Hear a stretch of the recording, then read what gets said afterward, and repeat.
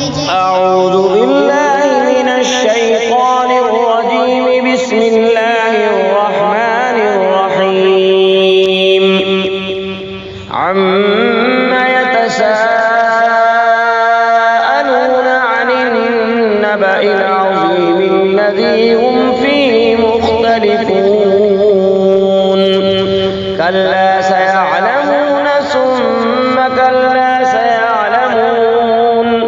ألم نجعل الأرض مهادا والجبال أوتادا وخلقناكم أزواجا وجعلنا نومكم سباتا وجعلنا الليل لباسا وجعلنا النهار معاشا وبنينا فوقكم سبعا شدادا وجعلنا سراجا وهاجا وأنزلنا من المعصرات ماء ثجاجا لنخرج به حبا ونباتا وجنات ألفافا.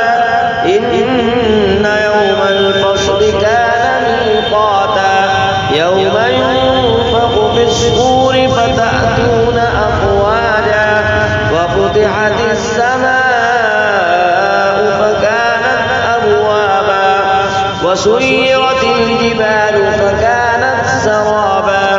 إن جهنم كانت مرصادا للطاغين مآبا لابثين فيها أحقابا لا يذوقون فيها بردا ولا شرابا إلا حميما وغساقا جزاء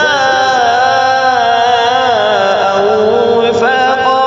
إنهم كانوا لا يرجون حسابا وكذبوا بآياتنا كذابا وكل شيء أحصيناه كتابا فذوقوا فلن نزيدكم إلا عذابا. إن للمتقين مفازا حدائق وأعنابا وكواعب أترابا وكأسا دهاقا لا يسمعون فيها لغوا ولا كذابا جزاء من ربك عطاء حسابا. رب السماوات والأرض وما بينهما الرحمن لا يملكون منه خطابا. يوم يقوم الروح والملائكة صفا لا يتكلمون إلا من أذن له الرحمن وقال صوابا. ذلك اليوم الحق فمن شاء اتخذ إلى ربه مآبا. إنا